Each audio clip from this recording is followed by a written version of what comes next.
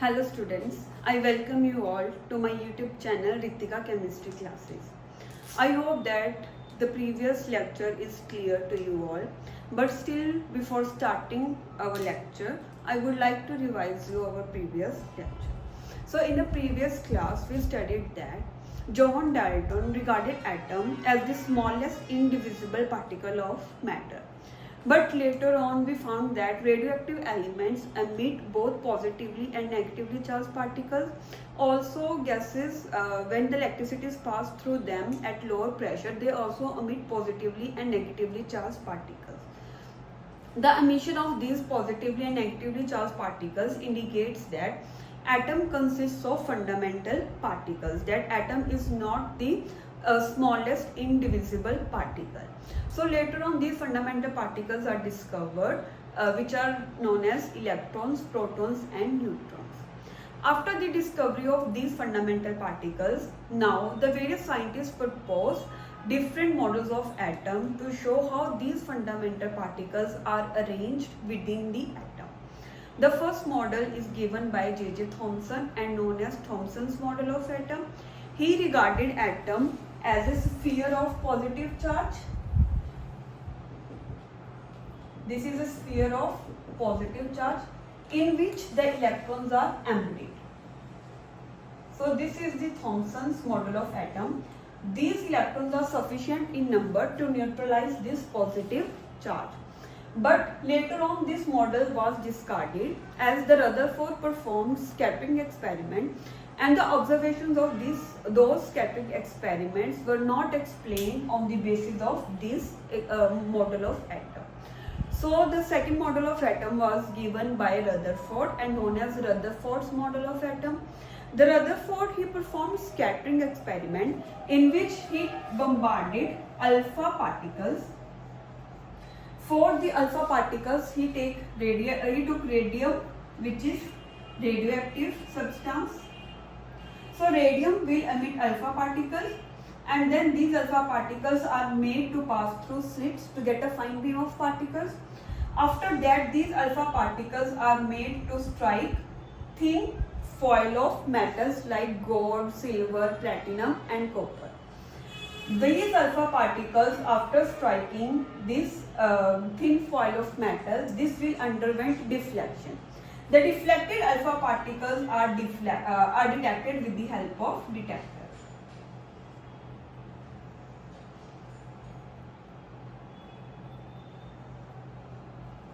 So he observed that most of the alpha particles, they pass straight through this thin foil without undergoing any deflection, indicating that most of the space inside the atom is empty.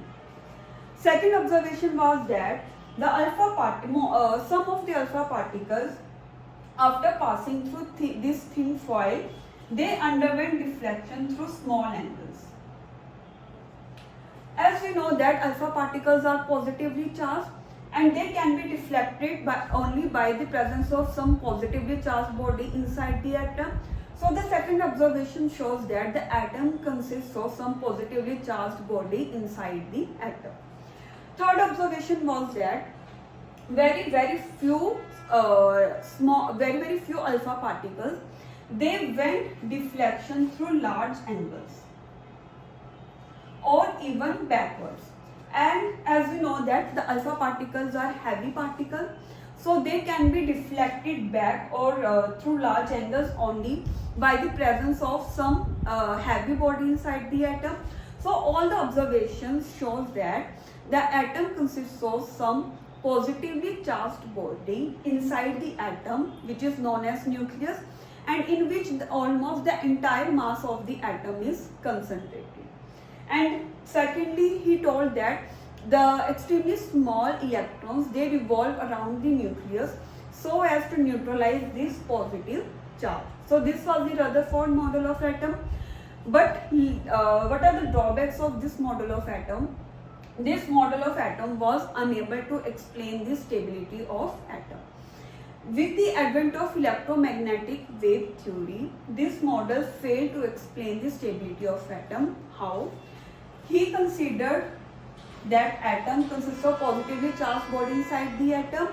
Let's suppose electron is revolving around the nucleus and is present somewhere here, like, okay? So according to electromagnetic wave theory, whenever a charged particle undergo acceleration, it will emit radiation. So as this electron will revolve around the nucleus, it will undergo acceleration because it is changing the direction, so will undergo acceleration. So this electron, according to electromagnetic wave theory, will emit radiation and will lose energy.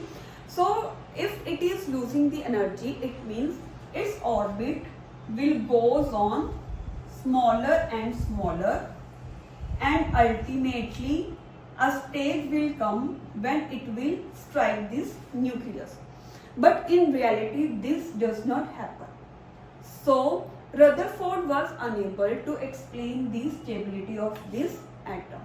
The other drawbacks of this model of atom was he was unable to explain the line spectra of elements. He was also unable to explain the energies of these electrons and the distribution of these electrons. So the Rutherford model of atom failed. Now, before studying further model of atom, we will study what is this electromagnetic wave theory. As we saw that the Rutherford model of atom failed to explain the stability of the atom according to electromagnetic wave theory. So we will study what is this electromagnetic wave theory. Write down electromagnetic wave theory.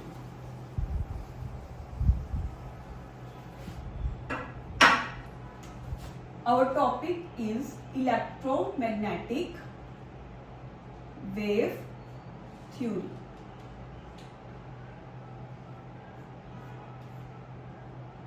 This theory was put forward by scientist James Clerk Maxwell in 1864. So this theory was given by James Clerk Maxwell in 1864, and the main characteristics of this theory are: first is, according to this theory, whenever a charged particle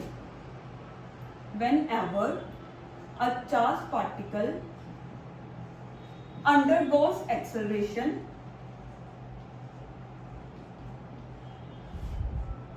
it will emit radiations in the form of waves.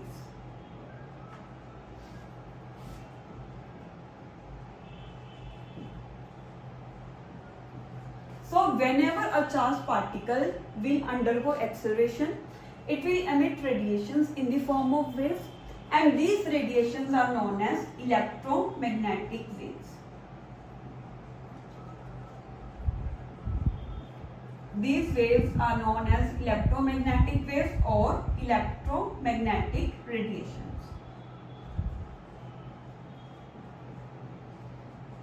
or we can say electromagnetic radiation. Second is, these electromagnetic radiations are associated with oscillating electric field and magnetic field. These electromagnetic radiations, these are associated with oscillating electric field and magnetic field, and these electric field and magnetic field are both perpendicular to each other, and they both are also perpendicular to the direction of propagation of wave. Let's see how. So this is our x-axis, this is y-axis, and this is z-axis. So this is the direction of propagation of wave. That is, our wave is propagating along x direction. So the electric field will be perpendicular to this direction of propagation of wave. So electric field is oscillating like this. Okay, this is electric field.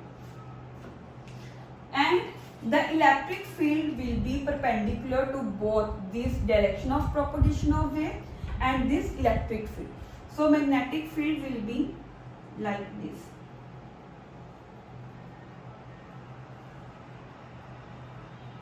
This is magnetic field. Write down third point.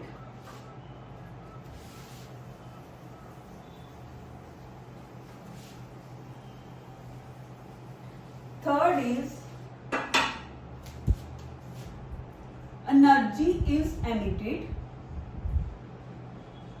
Energy is emitted from any source continuously in the form of waves.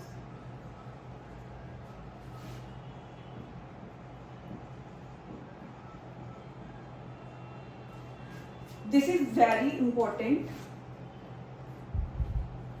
So according to electromagnetic wave theory, the energy is emitted from any source continuously in the form of waves, and this energy is known as radiant energy.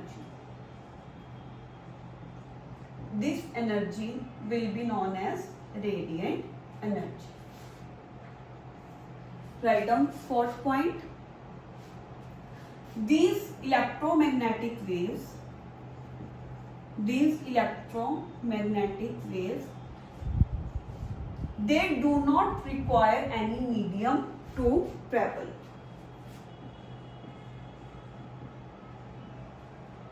They do not require any medium to travel. So we can see that we are receiving sunlight from the sun. We know in this space there is a vacuum and we are receiving sunlight. So this shows that the electromagnetic waves, they do not require any medium to travel. Fifth is all electromagnetic waves or radiations, all electromagnetic radiations, they travel with same speed, which is speed of light in vacuum.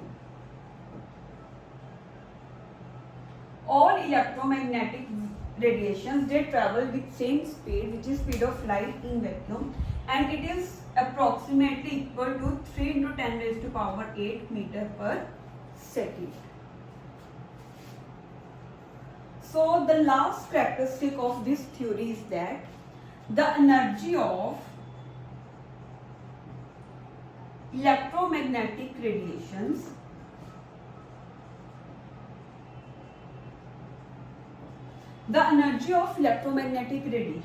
it is stored in these oscillating electric field and magnetic field.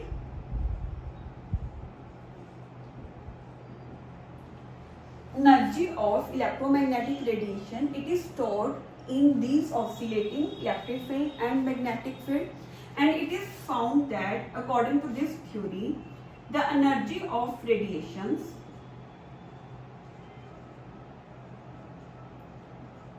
it is directly proportional to square of amplitude of these fields, square of amplitude of these fields,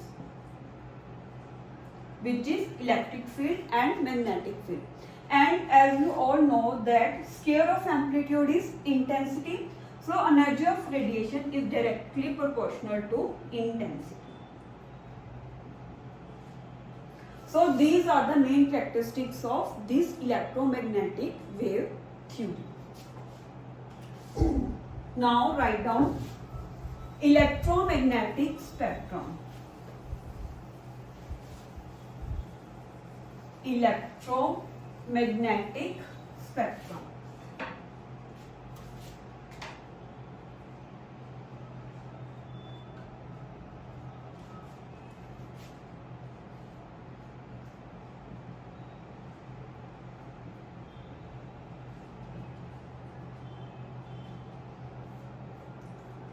So it is found that different electromagnetic radiations,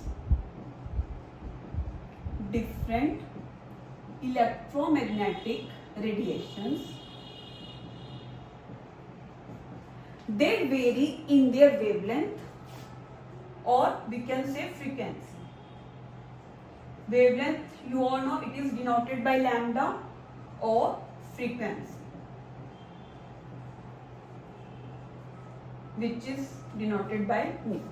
So different electromagnetic radiations, they vary in their wavelength or frequency. So when these electromagnetic radiations are arranged in the increasing order of their wavelength, when these electromagnetic radiations are arranged in the increasing order of their wavelength, the complete spectrum that we obtain is known as electromagnetic spectrum.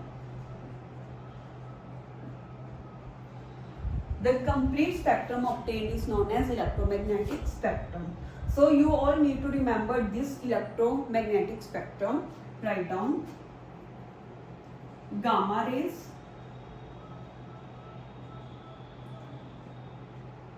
X-rays, ultraviolet rays,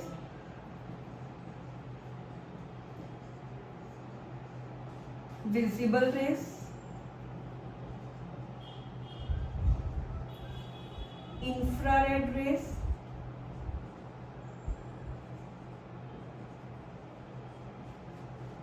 microwaves,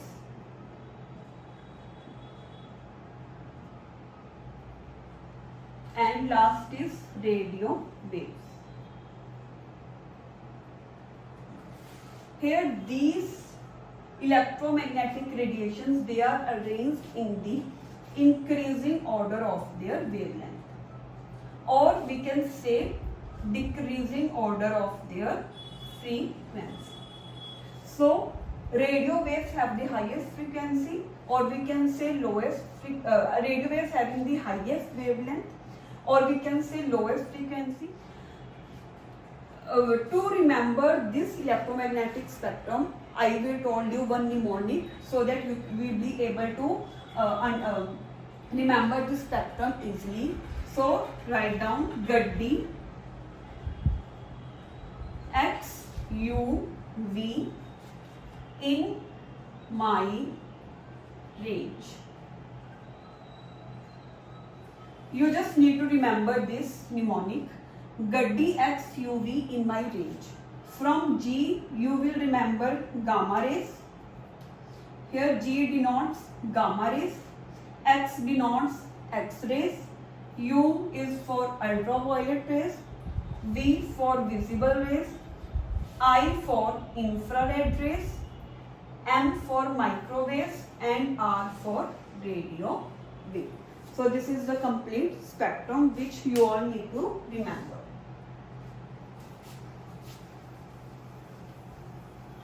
Now what are the limitations of electromagnetic wave theory? So it is found that the electromagnetic wave theory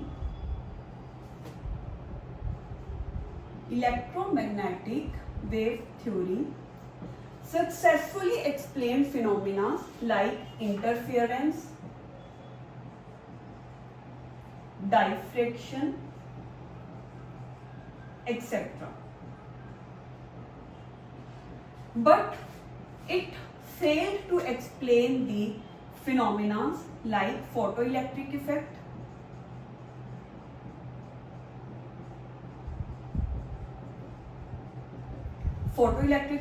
black body radiations,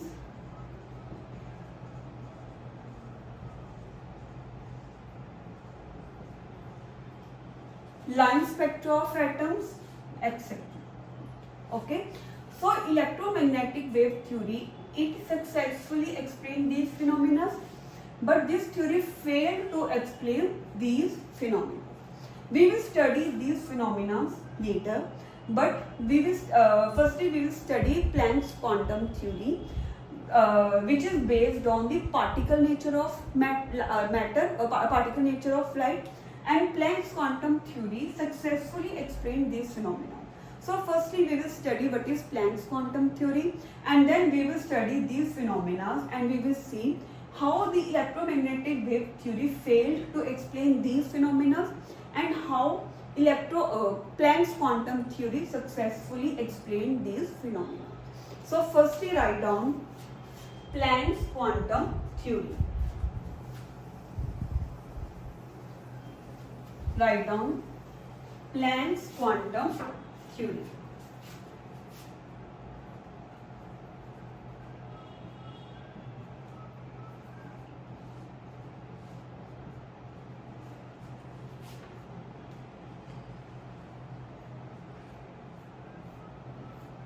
So this theory was put forward by Max Planck in 1900, and this theory is known after its name, which is known as Planck's quantum theory. So write down what are the main characteristics of this theory. So firstly write down, according to this theory, the energy is emitted or absorbed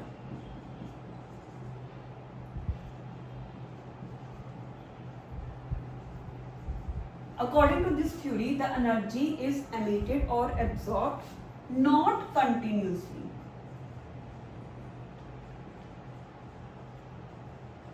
but discontinuously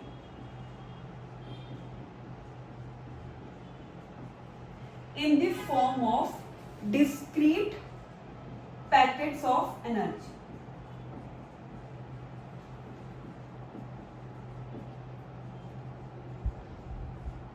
Okay, so according to this theory, the energy is emitted or absorbed not continuously but discontinuously in the form of discrete packets of energy, and each such packet of energy is known as quantum. Each such packet of energy is known as quantum, and in case of light, this quantum is known as photon. So light energy, energy is not emitted or absorbed continuously, but it is discontinuous.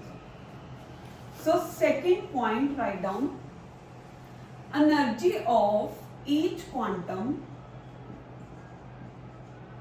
Energy of each quantum, it is directly proportional to, according to this theory, energy of each quantum is directly proportional to frequency of radiation.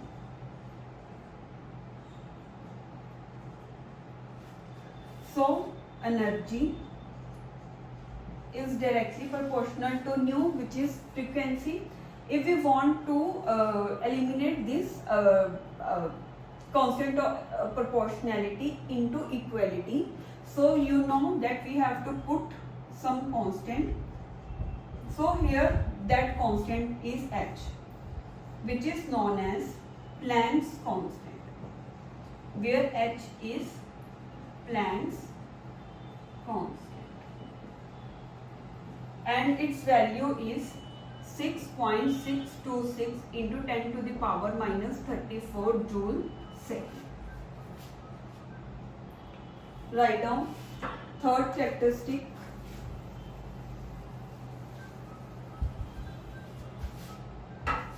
So third is the total amount of energy absorbed or emitted by a body. The total amount of energy absorbed or emitted by the body, that will be some whole number multiple of this quantum. That is whole number multiple of quantum.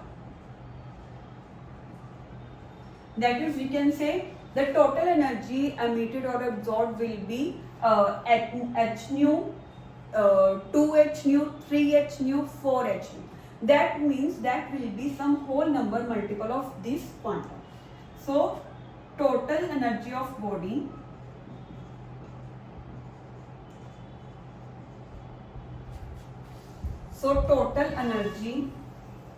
emitted or absorbed,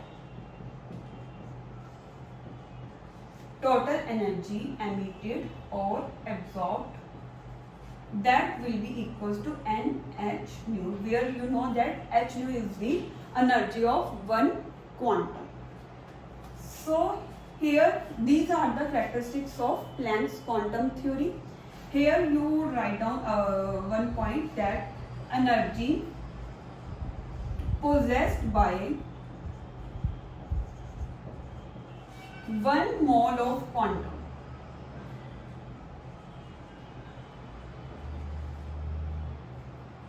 or photons. Energy possessed by 1 mole of quantum. Here it is better that you write quantum. Quantum denotes one quantum, and more than one quantum is represented by quantum. So what will be that energy? It will be equals to NH nu. Here N will be replaced by 1 mole of photons, which is and what is 1 mole of photons? 1 mole contains Avogadro number of particles. So Na is equal to 6.022 into 10 to the power 23. So whatever will be the value of this energy, this is known as 1 Einstein of energy.